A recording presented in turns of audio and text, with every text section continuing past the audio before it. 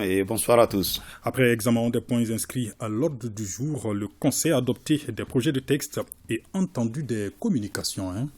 D'abord, au chapitre des mesures législatives et réglementaires sur le rapport du ministre de la Justice et des Droits de l'Homme, garde des Sceaux, le Conseil des ministres a adopté un projet d'ordonnance modifiant la loi numéro 0254 du 16 décembre 2022, modifiée portant statut de la magistrature.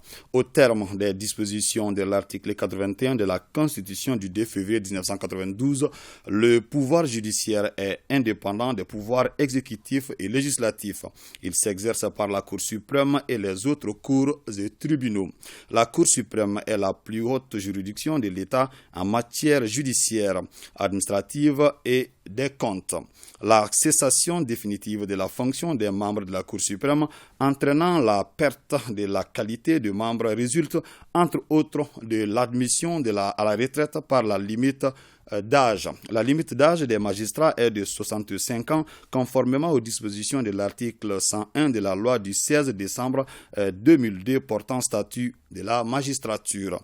Au regard des attributs dont ils sont investis, le président et le procureur général de la Cour suprême contribuent à la stabilité et à la pérennité de la gouvernance de l'institution.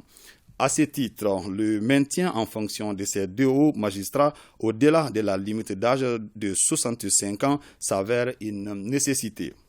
Le projet d'ordonnance adopté proroge de 3 ans l'âge de départ à la retraite des magistrats occupant les fonctions de président et de procureur général à la Cour suprême. Cette prorogation permettra d'assurer la relève et servira de tremplin pour imprimer une dynamique cohérente à la jurisprudence de la Cour suprême à travers l'expérience des magistrats concernés. Sur le rapport du ministre des Affaires étrangères et de la coopération internationale, le Conseil des ministres a adopté des projets de texte relatifs à la ratification de l'accord de prêt signé à Lomé le 16 décembre 2022 entre le gouvernement de la République du Mali et la Banque ouest-africaine de développement pour le financement partiel du projet d'urgence de reconstitution du stock de sécurité alimentaire au titre de l'année 2023. Par cet accord, la Banque ouest-africaine de développement accorde au gouvernement de la République du Mali un prêt d'un montant de 25 milliards de francs CFA.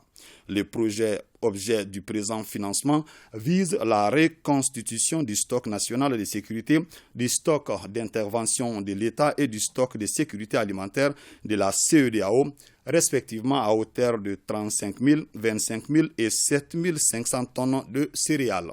L'assistance aux populations en phase de crise d'insécurité alimentaire, la construction et l'équipement des 10 magasins de distribution, la réhabilitation et l'équipement des 6 magasins existants. Sur le rapport du ministre de l'Économie et des Finances, le Conseil des ministres a adopté des projets de texte portant approbation des marchés relatifs aux travaux de construction et de bitumage de la route Djoila-Massigi-Kwale-Kebila, y compris le contournement de Kwale ainsi que l'aménagement des voiries de Djoila en 2 lots. Premier lot numéro 1, travaux de construction et de bitumage de la section Djoila-Togo, 52 km, y compris les voiries de Djoila, 6,15 km. Lot numéro 2, travaux de construction et de bitumage de la section Togo-Domba, 52 km. Le marché des travaux du lot numéro 1 est conclu entre le gouvernement de la République du Mali et le groupement BECM. CG pour un montant toutes taxes confondues de 35 milliards 778 millions et 700 779 francs CFA et un délai d'exécution de 36 mois. Le marché des travaux du lot numéro 2 est conclu entre le gouvernement de la République du Mali et le groupement ETP-EGK pour un montant toutes taxes confondues de 32 milliards 705 millions 314 704 francs CFA et un délai d'exécution de 24 mois. L'exécution de ces travaux permettra d'assurer le désenclavement intérieur et extérieur, d'améliorer la fluidité du trafic et de contribuer à la croissance économique du pays.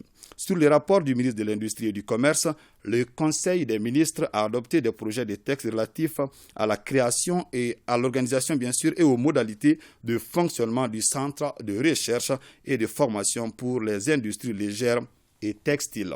Le Centre de recherche et de formation pour les industries textiles a été créé par la loi numéro 04-003 du 14 janvier 2004 avec pour mission d'assurer la formation initiale et continue et de contribuer à la promotion de la recherche dans le domaine des textiles au niveau national, sous-régional et régional.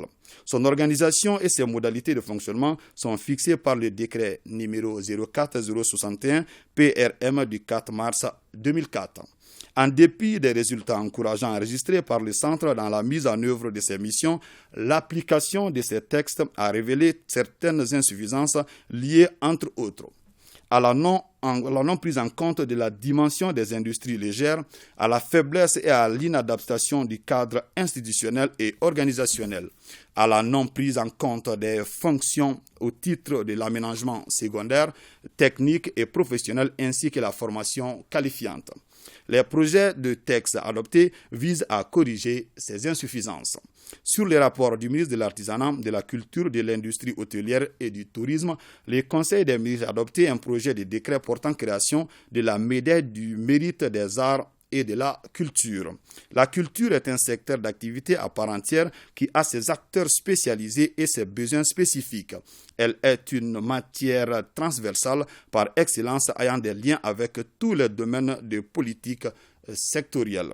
C'est un secteur dont la vitalité ne dépend pas que des pouvoirs publics, mais aussi et surtout du dynamisme de ses acteurs indépendants et de l'engagement de toutes les forces vives de la société. De nombreux fils et filles du pays, créateurs d'œuvres, continuent d'enrichir le patrimoine culturel national, incitant à la conscience collective de la continuité historique et contribuent au renforcement de la paix, de la cohésion sociale et de l'unité nationale. Malgré cette contribution au rayonnement de notre culture, très peu ont reçu de l'État une reconnaissance ou une distinction pour les services rendus à la nation. La médaille du mérite des arts et de la culture est destinée à récompenser les personnes qui se sont distinguées par leur création dans le domaine des arts, de la culture et des lettres ou par leur contribution à la protection, à la perpétuation, à la valorisation ou au rayonnement du patrimoine culturel du Mali. Le projet de décret adopté crée la médaille du mérite des arts et de la culture et précise les conditions de son attribution.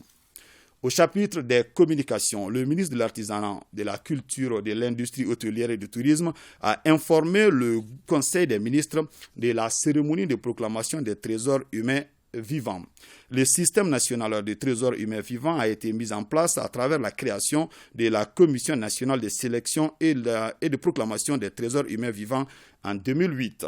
Les trésors humains vivants sont les personnes qui détiennent à un très haut niveau des connaissances et des compétences nécessaires à l'exécution ou à la création de certains aspects du patrimoine culturel immatériel reconnu par les États membres de l'UNESCO. Cette année, trois domaines dans lesquels excellent les trésors humains vivants ont été retenus pour la reconnaissance et la proclamation. Il s'agit de la médiation sociale et culturelle, la magie et la médecine traditionnelle, la médecine traditionnelle.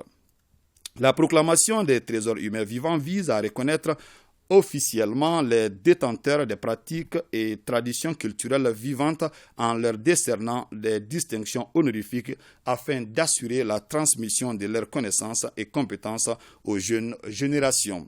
Cette année, la cérémonie solennelle de proclamation se tiendra au mémorial Modibo Keïta le 30 décembre 2022 sous la présidence du Premier ministre chef du gouvernement. Le ministre de la Santé et du Développement social a informé le Conseil des ministres de l'évolution de la maladie à coronavirus marquée par une diminution du nombre de cas testés positifs par rapport à la semaine précédente. Le président de la transition, chef de l'État, a cependant appelé à la population au respect strict des mesures de prévention et de lutte contre la maladie. C'est tout, Ibrahim. Merci beaucoup.